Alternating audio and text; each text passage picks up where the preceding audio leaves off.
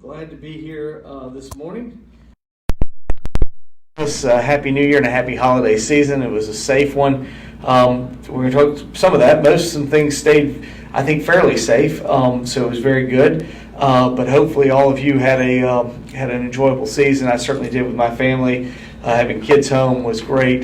Great to see them and spend some time with them and have them home. And I figured, hey, if I'm still before Epiphany, I can still wear my Christmas stuff for at least one more press conference. So we'll still be in Christmas season and in the New Year season. So we're back at it at City Hall. Again, we've had a number of things that we have coming up. We want to focus on some of those with you. We do want to talk about one thing that happened last week, real quick. On New Year's Eve, I was just talking with this back there with Lawrence about I went to the event that Stay Safe Pensacola had. Stay Safe Pensacola is an organization that formed to promote COVID safety during this time, especially in targeting minority communities who've had a less than average vaccination rate and other things certainly in those communities. Isaac Williams' Movement for Change certainly spearheaded this, coming together and creating this Stay Safe Pensacola. They've had events for vaccinations back in September. They've had some other events, but this one they had that was going to be giving out testing kits, which I think were incredibly important. They had people lined up all the way around, continuing to deal with COVID awareness, and I thought that it was a great event.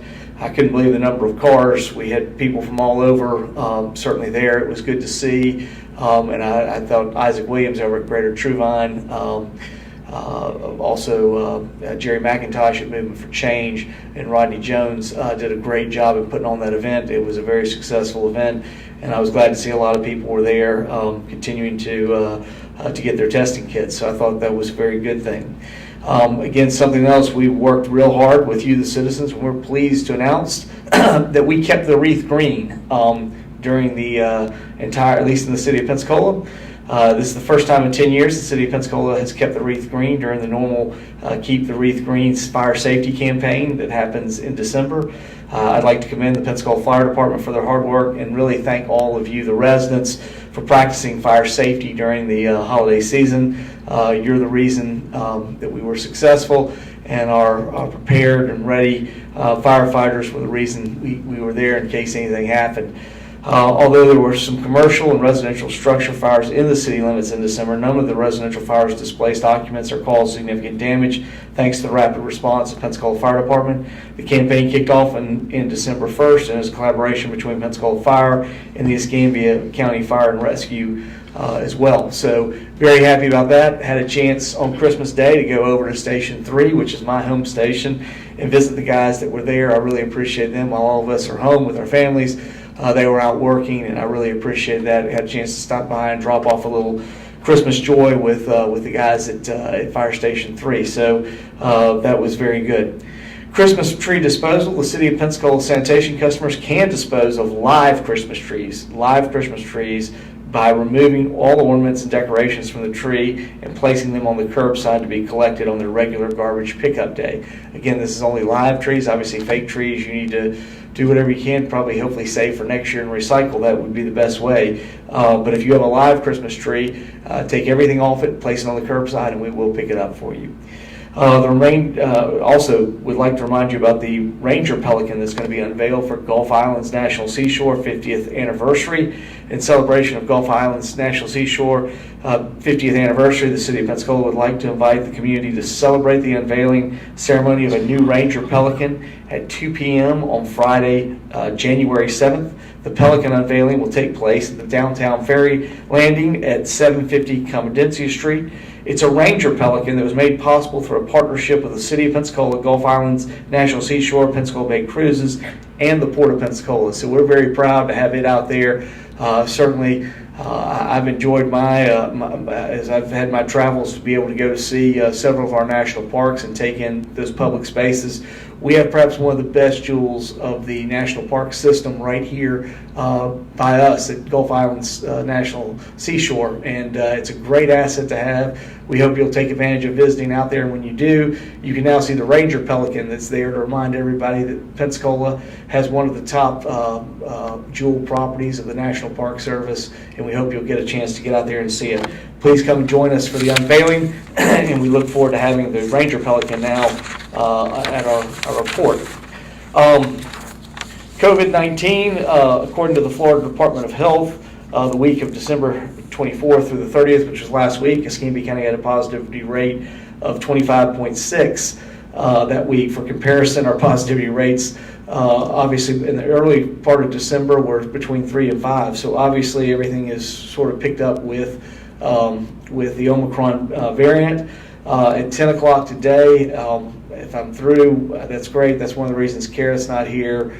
One of the reasons Chief Craner isn't here. They're preparing for a phone call at 10 o'clock with the hospitals. I do expect that we'll be back to tracking hospitalizations after this phone call, getting back with them. I know we talked some last week. I think even with what we were seeing with the positivity rates, we still weren't seeing a substantial increase in hospitalizations, and the hospital still felt fairly comfortable, but obviously everything is continuing to be cautious and monitoring. At this particular time, we see that what's going on with Omicron, we continue to watch it.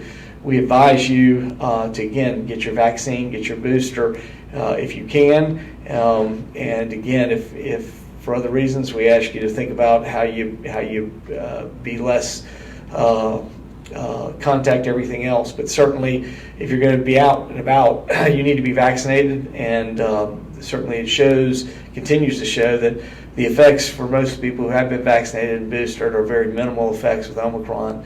Those who are suffering the more significant effects are those that are unvaccinated. So again, we ask that you look at that. That's certainly something you can do. We'll continue to keep monitoring it and continue to keep you informed of what's going on relative to COVID safety. I mean, the one challenge that we see is obviously there are more and more people getting this, but the severity has come down. Again, that's not saying severity for all, but the severity as compared to what we've seen with other variants has been much lower, and certainly the same experience was seen worldwide. And we were talking about this probably 3 or 4 weeks ago in just conversations with some of the things with the hospitals. So we're on it. We know what's out there, and we're trying to protect ourselves as best as possible. We ask that each of you use proper precautions. And again, we certainly appreciate all of you that have gotten out there and again, are vaccinated in what you need to do to protect yourself and help protect the community. So we appreciate that. With that, I will just simply say, I know I guess when we left, there was significant discussion on what was happening with our homeless situation. As we communicated, I think we communicated very clearly what we've been doing, but there was a lot of gnashing of teeth that the 23rd we were going to throw everybody out. Well, obviously we kept telling people that's not what we were going to do, and sure enough, that's not what happened. But we do have a plan. We are meeting back coming out of the Christmas break. We're going to get together this week and circulate and make sure that we're all ready to go, that everything is ready. When we get that, so we're ready to execute, and I think we'll have something ready to go and get back with everybody next week. So again, we continue to look at that and make improvements and get ready with our partners, and we think we have a solution that'll work great. And again, we won't execute that until we're properly ready. And we certainly appreciate everybody's patience working with us, but we do have a solution, and we have been working with staff, and we're going to circle back this week just to finalize it. So that's where we are on everything that is happening at this point with your city. I'm happy to take your questions. Yes, Andrew. So what kind of timeline do you have on that? I know we'd always talked about January, middle of January. Is there a deadline from the work being done perspective to start? Andrew, I think what you'll see is we're going to notice, and then we're going to give a significant amount of time to work with some of the people to make sure that everybody that wants a solution has the ability to get one, and we will have a time period before we actually execute. But I mean, that's going to be in what we're coming to you right now. For me to really get much more detail is premature. That's why we're meeting this week to finalize and make sure that all of our plans and all of our partners, the last thing we want to do is come together with a plan that we're not properly ready to execute. We felt we were before the break, but I think we really need to come back after the break and make sure that everybody's ready to go. Yes? You said you're going to start tracking hospitalizations again. Is that like a firm thing? Like you guys are for sure going to do that, or? Yeah, no, it's my expectation. I've communicated with Chief Craner and with Kara. That's my expectation. If I'm not in the phone call, if we get done with this and I'm in the phone call at 10 o'clock, it'll be definitely one of the things I'm saying that we need to be doing. So it's an expectation that we said we would do, and if something kicked back up, and again. We reached out. I guess the hospitals and I communicated last week. They indicated not just COVID or anything else. Everybody was fairly short-staffed everywhere with Christmas break and vacations. So they said, "Hey, we're about 60." That was like on Thursday. They said, "We'll get back. We'll be ready to go Monday. Can you just give us some time because we don't have a lot of people with between." Covering COVID and also dealing with vacations, we said, yeah, we'll get together on Monday. So it's because it's shot back up over 50. That's why you guys want to. Yeah. But I would also say 50 is kind of an arbitrary number of what we thought we understood. I would say now what the hospitals are communicating to us is we can clearly take on probably over 100, and they feel comfortable. Probably the yellow is probably 100 to 200, and once we get over 200, then we start getting concerned. But we've certainly seen that before. That's the way we're gonna do it. We've said from March of 2020 we're going to be red, green, yellow, and we continue to keep working through that. So those are things we'll continue to do. But I will say, again, what we've communicated is that COVID is never going away. The best way to protect yourself is by getting vaccinated, by getting boosted. We've continued to promote that. What we have said is ultimately what we'd love to see happen, and what they said in March is that it's going to get to a point where it's not going to be as viral, but it could certainly be contagious, if not more contagious. That's just what most viruses do. That's the way they run their course, and I think Omicron has kind of shown us exactly something that is more contagious but is less intense on the individual who gets it. And so for a lot of reasons, I think hopefully that's beginning to push it into a point that was much more manageable, where your likelihood of having severity from the virus is getting less and less. So but we continue to be vigilant. We continue to encourage people to get vaccinated. We continue to encourage people to practice, safe things, and certainly we're not there yet but Andrew's already being safe. He's got his mask on, so appreciate that. And if we get to that point, we'll make that call. But it's really based on what our actual conditions are. It's not based on what the conditions are somewhere else in the world, somewhere else in the country. We're going to base all of our stuff on what our conditions are happening here in the in Northwest Florida, South Alabama area. John, no questions today? All right. Man, it's like the Magi, man. I got some gifts. Oh man, I thought the three wise men were going to leave me alone, but I'll go ahead, Andrew. Well, we just FDOT's pushed back the expected finish for the 3 Mile Bridge to summer now. Any thoughts, perspective, input? I mean, I know it's done when it's done, but again, I want a safe bridge that is properly done and ready to go, where we don't have any other issues or problems.